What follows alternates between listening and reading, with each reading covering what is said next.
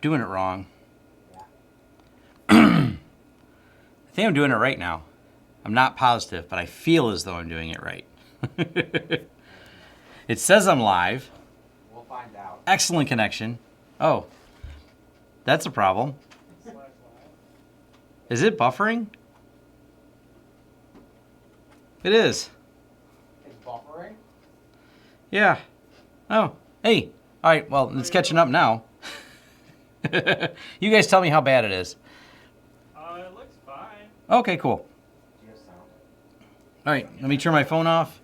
This is going to be a short vlog Thursday because I got places to be and all that fun stuff. I don't know what any of this is. All right, welcome to Vlog Thursday, and as if it's the first time I've ever done this. But it's, you know, fun. I'm playing with the new studio and new lights and fancy stuff. So got that. Plus, I got the fancy lens. So it does that. I think that's cool that it can do the soft focus. So we can focus on things. We can focus on my phone. I'm actually closer to the camera than it appears. Sorry, that's me goofing with things because, well, I like toys. It has been a busy couple days, eccentrically so. It is personal issues that took me away from work on top of work coming in on top of work on top of work. So because I have a few more things to get done today, I have my people helping writing up a quote. I like to delegate as much as possible, but occasionally things do fall on me to do. So for anyone who may be waiting on a reply for a couple things, well, actually, I think there's only one person waiting, or two waiting on a reply. So that is actually happening. I just delegated, I gave some orders and I delegated it. So Eric is writing up the quote for a person who might be waiting since yesterday afternoon for a quote. We do try to get everything out there really, really fast. That's always one of our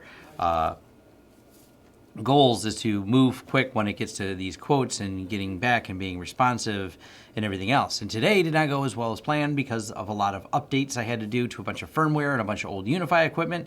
If you see my Twitter, matter of fact, I can actually pull the photo up here so you guys can laugh. I should have took more job photos today. I was so busy running, I did not have time to take job photos. But people can laugh about this. Let me pull it up on the screen here. I tweeted this. This UniFi is covered in poop, but it works great. We installed these in 2016. We were just laughing. We're actually back to the same site. This is all a big outdoor field full of Wi-Fi. So yeah, I had to go up and down areas, and then I had to, let me pull this one up. I had to climb to these towers that we have some of the Wi-Fi on at the stadium. So these are the towers at the edges of the stadium. We had to go up. So this was fun. And this is not at the bottom either. This is towards the bottom until the fence ends, and then it goes. Anyways, I got a lot of exercise today. So that's how my day's been going, which means I didn't get everything I wanted to get done. I did get the Intel video done.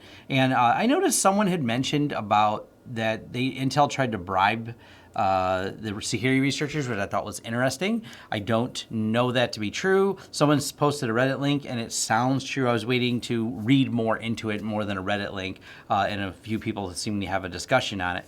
I mean, that's interesting. I don't think it should really affect it. I mean, Intel doesn't want bad news. I'm not going to say that they're trying to downplay it and trying to downplay the severity of it. Like it's more severe than I had stated, but I will say when it comes to reputation, even the smallest amounts of impropriety against things like Intel and their processors, with the fallout they've had from AMD and Meltdown, AMD coming more into their market, the Meltdown melting some of their market away and actually causing them to have some processor performance issues at the data center level, which is their bread and butter. I'm sure they like selling desktops to people. I don't know the exact makeup of their percentages, but either way, they don't want any bad news. So yeah, it wouldn't shock me in any measure if it was the most minor of flaws, and Intel still tried to do their best to keep it out of the news. And bribe might be a strong word. It's the way they wanted to award the bug bounties on finding hardware bugs. It seems to be some controversy in how Intel wanted to do it. I'm not going to dig. I don't know. Maybe if I have more information, I'll dig into it.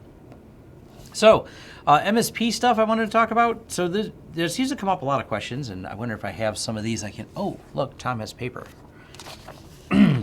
And I figure I don't have a lot of time today because I have another event to go to in 20 minutes. I came here, do this and do that. But there was a couple things on this, and this is a potential client. There's nothing I'm revealing is any type of secret, but they want to engage with us with some consulting, and so this is just a few of the questions, but they're good questions. And it's not that I ever want to talk myself out of business, but there's some things that maybe I should make some more videos about. But I'm always looking for feedback because the business videos I know don't get as many views, so I want to, it's not that I don't mind fewer views on a video. The goal is to get the information out there, but if no one even cares about the information, then I probably don't need to share it. But scope of work and a few of this stuff was things where people, they seem to nitpick about a lot. And I get it because scope creep is so important and can cause so many issues. But what a lot of this revolved around, there's like several questions and it kind of center around the same thing. And I bring this up because someone had also asked me kind of about it on one of my things. Well, how do you check profitability of each project? And then this is one of the reasons, and we'll go back to how we do MSP because that affects every other question on there. We do MSP as a hybrid approach. And I say hybrid approach because we just don't do the all-you-can-eat contract. We don't do the one monthly fee and everything is inclusive, whether that be a per user or per workstation basis. We generally charge per workstation, not per user. And the reason why is because most users have a 1-to-1 ratio, and then per server is, well, we have a new client that has a lot of servers. You have to charge them differently. But anything that we define a scope, these are the things that are within scope. These are the things that are not in scope. And what I mean by that is if it's not defined, it's out of scope. And it's a billed as a project basis, even if they're under managed. Now, we give our managed clients a discount. We give them a lower rate than people who are just, one-off break fixes. And we still do a lot of break fix and project work. Break fix and project-based work is still a lot of our business, and it still is important to the business. Any client, and this happens all the time, we just converted over last week a client who was on the break fix for, 5 years or 6, maybe longer, 6 years I've been doing work for them. They've rewired 3 buildings because they seem to like moving.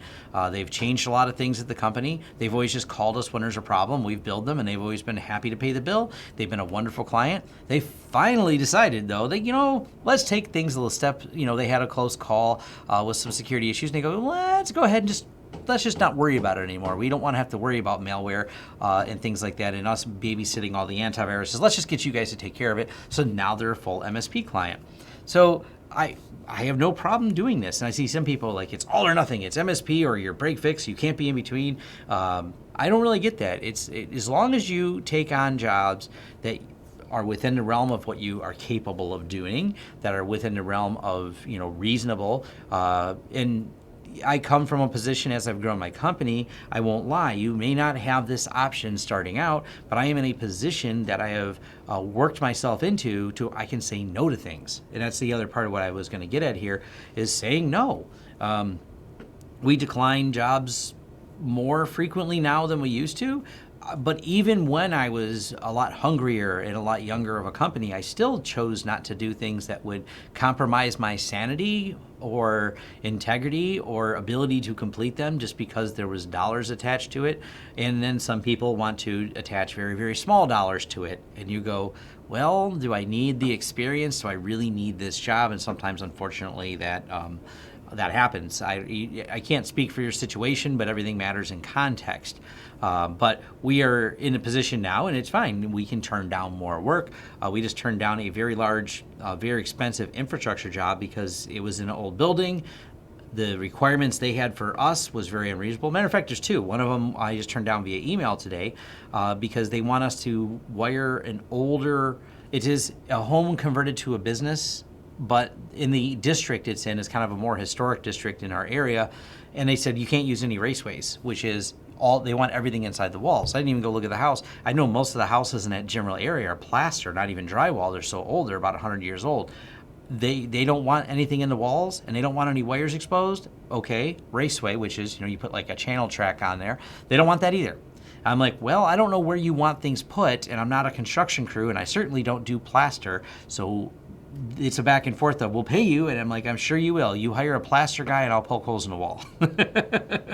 It's just not really, if you get too far outside of what you usually do, and I know some people are like, well, if there's money there, you should like find people and coordinate it. I said, but it's a one-off. We are so busy doing standard office infrastructure work. Why should I try to coordinate a special project that needs special attention that we don't have good procedures for? There's someone else in the market that can do that. And it's, you just say no to some things and make my life better. And it's not like we're starving for business. We're booked up quite frequently, and frequently people contact us. Many times I'm going to have to push it out a few days when we get like random calls for, can you help me with my PF Sense and things like that. We don't always have the ability to jump right on it. We try to keep, as much time free as we can to be able to do things, and we never try to stress ourselves out, but, it's keeping it in a controlled manner. So let me get to the comments here. Let's see. Biz videos are very educational, useful. Yeah, no, thank you. Another one for Plus One Business. All right, we'll get some more going.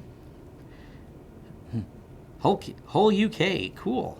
A couple people from the UK, awesome. Yeah, build real working lightsabers, why not? Hey, you got your free PBX working, awesome. Chris is a great help for that as well. Yeah, homes that have been completed, unless it's a new construction, it's a mess. I wouldn't. We've done new construction. We've done actually a lot of newly built homes. We have a handful of clients that we've done that for, and I don't mind those because we're working in a coordinated effort to make things happen. With the general contractor, whoever's assembling the home. And when I say assembling the home, these aren't like average homes that we've done. They're way, way above average. $1 million home, we built one, and well, we didn't build it. We were part of the project though. And once again, very different than working in there because, spending another $10,000 or $15,000 in wiring is nothing like because of the overall cost of the house. So, oh yeah, we need $15,000 worth of cabling put in this part of the house or whatever. It's like not much at all. So, anyways, YouTube comments. I thought about addressing some of these, and maybe I reply to people, but I don't know if they see my reply. And I don't even know what people are thinking. I don't reply to some of them anymore. I used to try to reply to all of them. Sometimes the thoughts people have are so absurd, I don't understand. It's one of those, if someone asks a relevant question, I see the comment video, I always reply. If they ask something that makes sense. They have people who post, I can only describe as gibberish or weird concerns that I don't understand. And I'm like, how do I address? Sometimes I address it like, you have proof is usually that. Other times I think people, oh, UniFi just makes bricks. They make crap that just dies constantly. I'm like, do you have some evidence towards it? Because I haven't, matter of fact, as I just showed you, there's some UniFi access points that have been running for the last 3 years outdoor in Michigan harsh weather and are working perfectly fine, along with all the other UniFi equipment that supports them for infrastructure. Works great, including the Cloud Key, the first generation one, which we just moved them off of today and moved it all on our controller because we're managing your Wi-Fi. So, I don't know, like I said, I always try to figure out which level of engagement to deal with when it comes to the comments. What else we got here? Curious but tired. What are you curious but tired about? Well, I know why you're probably tired. It's late maybe where you're at, but what are you curious about? what it is I'm going to babble about? Is the Netgate SG1100 too fragile for the home user? I don't think it's too fragile. I am running an SG1100 at home. I like it. Saying no to customers that do not take no is so funny. Yeah, I had someone who was upset with me the other day that I told them no. That they were not happy. My dad told me you have to learn, so it's really important. I deployed UniFi video, set up my dad's company. We're wondering what he can do to get good video. I don't understand the question. SG100 is perfect for the home user. All right, UniFi makes bricks. Yeah, I don't get it. Like sometimes people just kind of complain about stuff. Someone also told me I did that follow-up video on the UniFi 10 gig switch, and they're immediately saying, well, that's a discontinued product. And I'm like, you got evidence of that? It's still available. Like, you can still buy it. So yeah. Tom, Netgate is not available in Sierra Leone. Do you think of extending to Africa? I don't sell them. I stay out of the hardware business purposefully. Very purposefully, I stay out of the hardware business.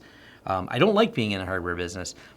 People want to negotiate with me on that. And I'm like, no, we used to do it. I just said, this wastes my time. Not my core competency. I don't plan to make it part of that. We have an Amazon affiliate link. I appreciate if you click it. If you want to help out the channel, awesome.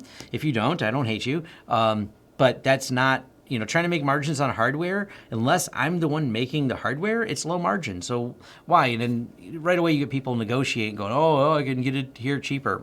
I got better things to do. I calculate my time, and my time is worth a lot.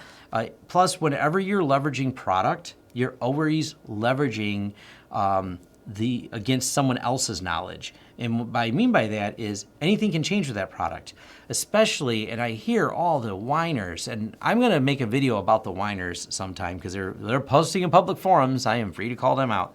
And it's always, oh my God, I was a reseller of ABC antivirus or whatever product software they're reselling, and they went around me and undercut me. Oh no, boo-hoo, boo-hoo. I'm like, get better at something? I don't know. You're just a reseller. You're a salesperson. They cut you out of the sales pipeline because people can renew directly. I see people whining about that all the time, and my answer is the same. What'd you expect? The world's flat. You did all the work to build the customer base. You got your residual or whatever it was they paid you for selling there. You got your margin. The customer says, I don't want to renew unless I save some money. Easy way to save money, cut out sales guy. Just fire them. We already got the customer. They're willing to renew without the salesperson. We can just remove them from the pipeline. If you sell someone else's product and not your own, that's going to happen. It's not right. You can argue to you're blue in the face that it's morally wrong. I won't argue with you on those grounds, but I'm going to tell you, you built your business standing on top of someone else's in a very direct way where they control the pricing, they control the product, they offer direct pipelines for the users to go around you. This is why I stay out of the hardware business or even reselling software for that matter. So it's not my focus. We do it to an extent, but it's not where we focus things. So, yeah, regarding YouTube comments, you make these comments in time when you go get them the 5-second rule. I don't know. I'm not sure what to say if those. I make excellent margins on hardware unless the customer specifies what they want. Well, and that's the thing. We have customers who are all in with us. Like we have a guy that we actually like him because I don't think he's ever asked for a quote for anything in the last 5 years. He just says, put a workstation over there, put 2 more over there, replace that one. He doesn't ask how much, it's just replace it when we do, and he's happy. He just pays the bill, we give him a reasonable price. There's margin to be made in that, so there's customers who want full service and we'll do that for them where we just install it. It's the ones that call up going, what kind of deal can you give me on a Netgate SG3100? I'm like, buy it from Netgate. How much of a deal can you get me for a UniFi? Buy it from UniFi. Buy it direct. I know I can get a margin if I buy in bulk from places like Streakwave or one of the other commercial outlets in bulk and put a margin on it, but it's not my focus and I don't care that much. The only problem I've had with UniFi APs are not associated with the controller, so I had to push manual firmware, SCP.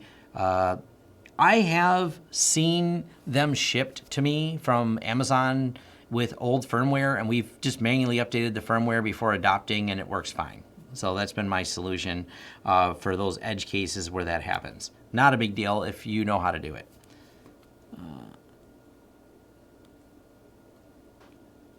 Yes, I have lots of clients that buy things buy direct. Matter of fact, frequently we just have a big law firm. They want the best deal. They've been a client of ours for a couple of years, 3 or 4 years, but they always like to buy their hardware directly. I don't care. They buy Dell. They like Dell. They have a Dell account. They just tell us when the computers arrive and we install them. I'm completely out of it. I don't have. They want me to give them a price, and then once again they start with, well, can't you beat Dell's price that we got and got a quote from Dell? They're price shopping. And then I own the problem. I tell them, buy it from Dell, buy a 5-year hardware warranty, done. If you're going to keep them on a 5-year life cycle, buy a higher-end machine. I only want the labor then and the managed services recurring revenue. So I'll get the labor for setting them up as a project. I get the managed services revenue recurring for when they install everything.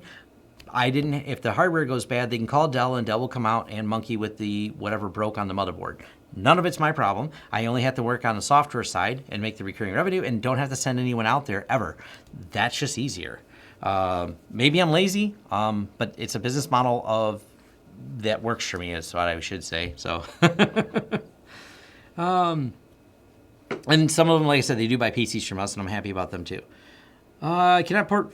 Is it true you cannot port forward on a failover WAN port on an ERX? I have no idea. I do not. I do so few ERX. I'm not a big fan of the UniFi switch. I love UniFi switches. The edge router equipment's nice. It has a lot more advanced features, but I don't care much for the edge routers. I just don't. I use so few of them. They're just not full featured enough. That would be the best way I'd describe it. Do you have any experience with the new nanoHD? We just installed 4 of them today. The nanoHDs work great. We just put 4 more in. I like them a lot. They have faster MIMO support, so they're kind of a good choice if you need some of that. I think they have 3x3 MIMO. I could be wrong. It's in the spec sheet. So if you want some of that higher MIMO performance goodies, go with the nanos. They're solid. I do like them. And a little smaller. Not much. Not that matters. Let's see. What do we get here? Excellent points on reselling. Yeah. Like I said, can't you beat Dell's best price? I've actually seen people who were Dell authorized resellers, and this is funny. They were a Dell authorized reseller. They got the quote from Dell through the reseller partner program, and we sniped it by going over to Dell directly and arguing with the guy on the phone with Dell a little bit, and he gave us the warranty for 5 years on a server for free, which undercut the other IT company. And by the way, there was $2,000 of labor that we had to set up everything. The server wasn't that expensive. So it's like one of those things, the server margin this much, but the getting awarded the bid by telling the client that you can go out Dell directly and argue with them, and they beat their channel partner price, which made me laugh, that the Dell direct sales was able to undercut the channel partner. I don't know, and I've seen people complain about when Dell does that. I'm a channel partner, they undercut me, boo-hoo. Yeah, this IT company, whatever their kickback from Dell was, Dell just cuts that out. And the margin's better on the labor. And by the way, that first labor margin turned them into a longer client over time. So, how I boost IR in the Gen 3 outdoor units, bigger range. I thought they made an add-on for the IR. You can just buy IR lights, by the way, too. So they make IR lights that you can add, like not related to UniFi, just in general. So that's one option. The second option is I think they still have an adapter that goes on the UniFi to turn more IR on. So there's 2 options for you. I mostly we like Untangle. We like PF Sense. Both are solid routers that work wonderful. That's one reason I have so many PF Sense videos. Yeah, Dell and they're every cutthroat for sure. You're no doubt about that. We've seen our experience. Belden Rev Connect, never heard of them. I'm hesitant to try new brands. Sorry, it's one of those things. I look at so many of them. Security has become such a concern. It's hard to try or take serious some of the new brands that pop up there because they're just not. Until they've been vetted and gone through some level of testing or code review, it's really difficult. And when those things are closed source, you can pretty much guarantee it won't happen. Very few of these companies do it. And I talked about this in my video about Keybase. The code review for Keybase, an open source tool where we have access to the source code ourselves, still costs them $100,000. That is for a small open source chat product. Think about what it would take to take something more extensive and have it go through more code review. This is one of those things that if you're a serious player in the market for these, that is going to be a concern that you have to go through a code review and it's going to cost money to have a security team audit and comb through everything to make sure it's right. And if you're closed source, it's that much harder to do. So yeah. Look at you are looking at the clock above the camera. Oh yeah, actually I am. Yeah, something like that. I should be looking at the camera, but I look above it because there's a TV beyond it. So my eyes go, I got to do the Casey Neistat thing where he puts sunglasses on so you never know where his eyes are looking.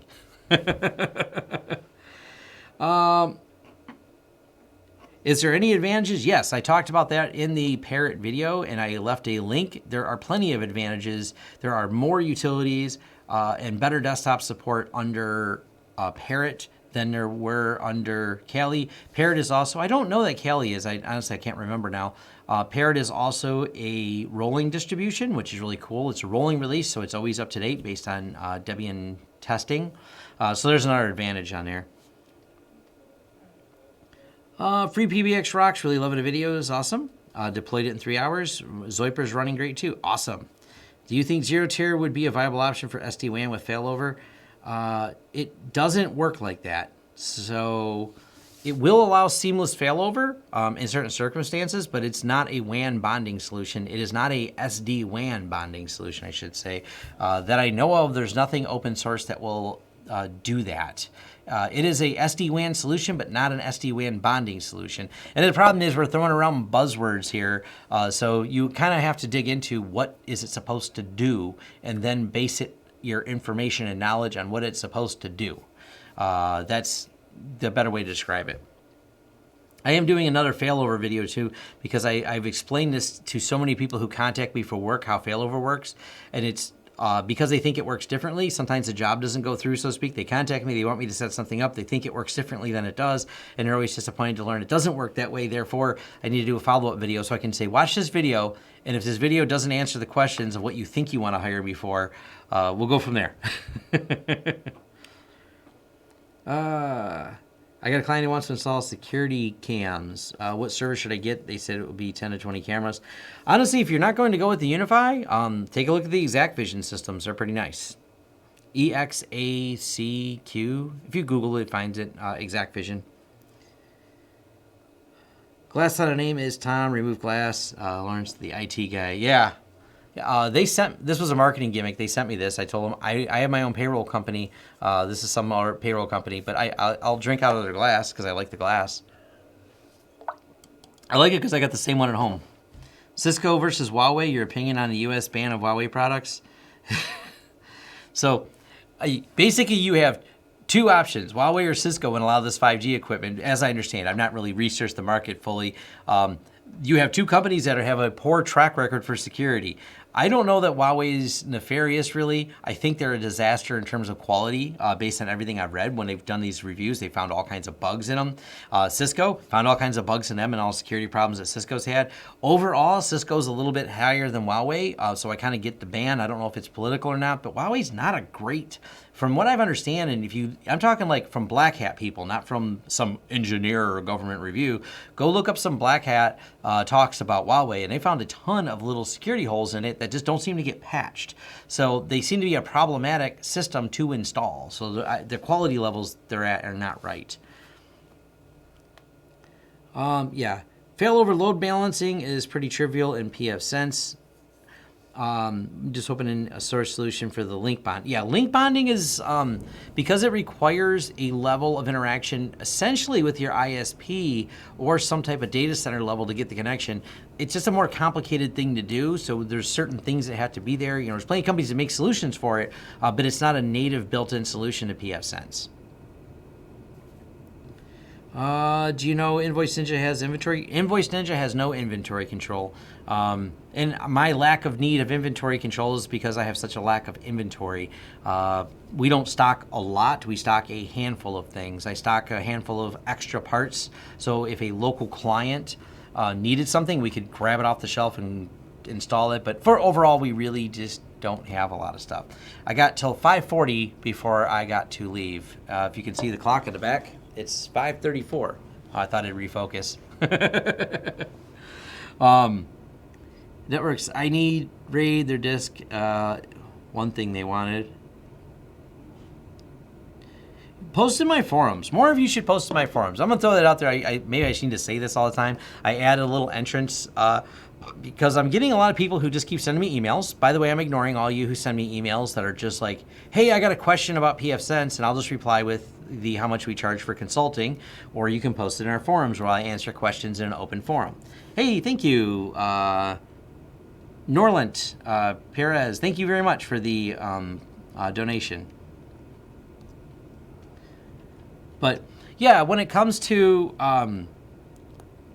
asking a lot of these questions and things like that, please, they're good discussions in the forums where I will post links to things and everything else. The people who just randomly send me emails, Yeah, some of the emails are gibberish too. I don't understand. Someone had a crazy email where they just had created like 30 partitions or something crazy. I don't know what they were trying to do. I'm not sure what the email means. I think they want me to help them, but I just replied with a rate, but I don't know that I can even sort it out. It's one of those jobs I think I'd say no to because I just can't understand what they're doing. I get more emails all the time for things like that. So yes, more FreeNAS videos are certainly coming. Also this rack in the back here is on wheels. It's coming up here. We're gonna do some home lab videos and build videos and talk about the rack. I ordered a bunch more parts that are coming in for it. So I got a whole series of videos that I have an idea for. The biggest thing was at first, I'm gonna do a studio tour soon. We rearranged the studio. We don't even have light stands anymore. Everything's ceiling mounted now. It's pretty slick. So matter of fact, I posted, look at my Twitter, I posted a picture up, but we mounted everything to the ceiling, so everything comes down from the ceiling instead of that. So the studio rearrangement is to facilitate just making it easier for me to set up and shoot quicker, especially because there's not things to trip over. So we've got all these bars across the ceiling and everything. So I'll be doing a studio tour and making that. But that's all related to, I'm gonna make some FreeNAS videos. We're going to be installing stuff in this rack. I'm working out maybe a channel sponsor that will send me some hardware for building some FreeNAS stuff and some other ideas that I have and kind of walk through. Plus, they'll be offering discount codes to sell FreeNAS servers and everything else. It's going to be fun.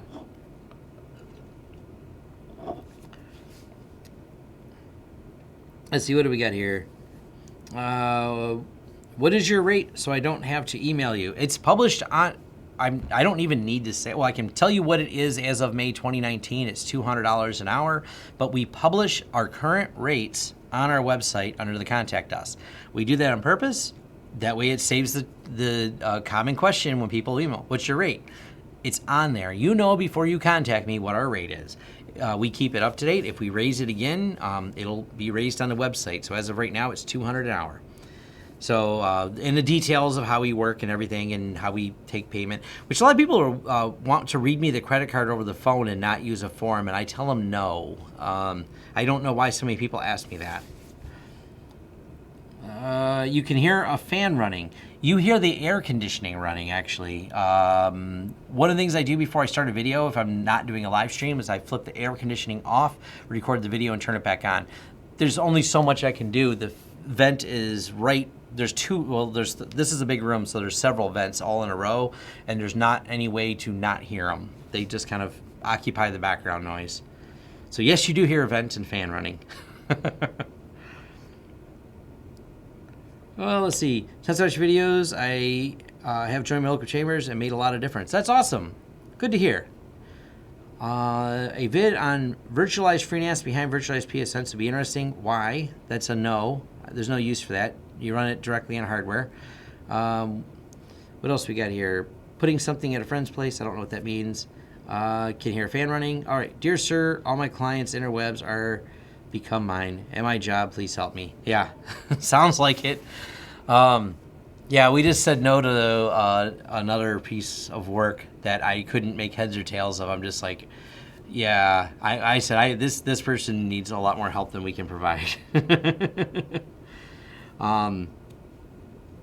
For UniFi video server, do you go with Intel consumer or Xeon processors? The last couple we built were Ryzen, and I'm really happy with them. We built some Ryzen 3s that's working pretty well.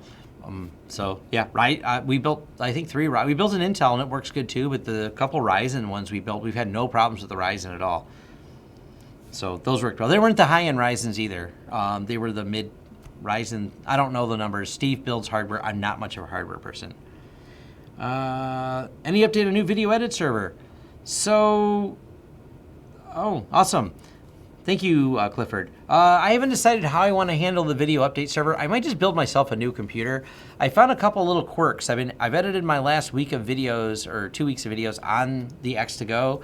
There's some cursor problems I have when I'm trying to do certain things in Kden Live. It doesn't show me what the cursor needs to change to different cuts and drags, and it doesn't change, and I can't. I found other forum posts with the problem. There does not seem to be any solution running Kden Live as a published application and getting that problem fixed. So I may not be building a video editing server. I may just build myself a new computer and something really stupid fast that'll edit videos faster. So I'll do a build video, and it's going to be a Linux machine, so there's that.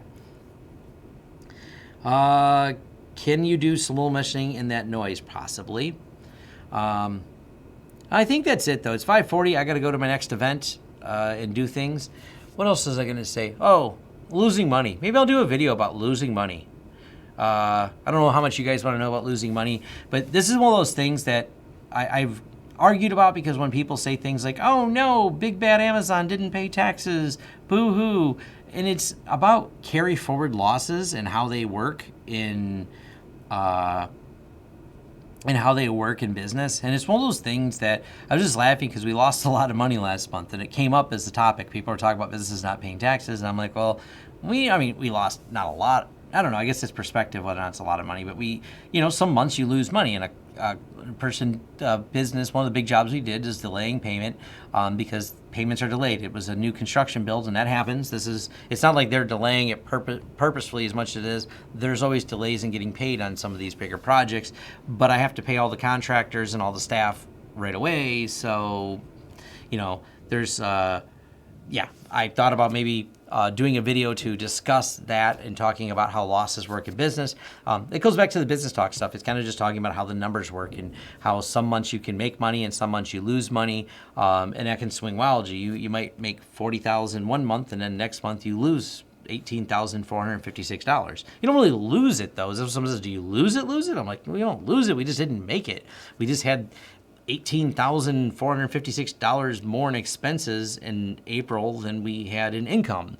That's the difference. And in next month, hopefully more money comes in to cover that loss, and we're back in a profitable side. So I don't know. There's stuff to think about, stuff to talk about it. So network security updates. Yes, there's going to be more networking. I'm working on me doing more videos and my staff doing more of stuff that I'm trying to delegate more of my tasks. That's the best way to describe it. To do Supermicro something TN2, pretty sweet for a little NVR server. Cool. Hot swap bays. Yeah, see, I think I know what you're talking about. Those are pretty cool. Fans. We have dogs, screaming kids at our office. Yep, fan noises as nice white noise versus dogs and screaming kids noise. Yes, the dedicated How They Get channel. Yes, the channel, go look. We have links of where you can subscribe. So go subscribe to that. I think we got 600 people, and I think we're going to try and do our live stream tomorrow on the new channel. I'll tweet it. I'll get it out there. So that's the goals on that. But that's it for me. I am out of here. I am out of breath, and, I'm not out of breath. I just got to go somewhere else. I'm talking up a storm. So thank you, everyone, to join the live stream. Join the forums, forums.lawrencesystems.com. Don't just send me random emails asking me one-off questions. Emails are for paying me. I'm just throwing it out there. I'm not being an ass. If you want to hire me, send an email. If you just want questions answered, or just have like a one-off question, post in the forums. Me or one of the many people who belong to our forums will most likely reply. And I try to reply to everything, but I'll admit someone does have a crazy UniFi problem that I looked at, and I'm like, you're going to need to give a lot more information about. I've been busy today, so I've been in forums. I usually do that when I get home at night. I'll dig through the forums a little bit, but How They Get Hacked should be live tomorrow. I haven't got it scheduled yet because there's a security conference that Xavier's at, but I think he'll be done with, and I haven't heard back from him to set the time. So once I have that set, we'll set a time on the new channel, and I'll put a notice or something on the old channel to get everyone to go to the new channel, and we'll play that by ear. So, all right, awesome. Thanks everyone that came in here. Look for more videos, like, subscribe, click, join the forums, etc., etc. And thank you everyone for showing up here. You gotta press the buttons now.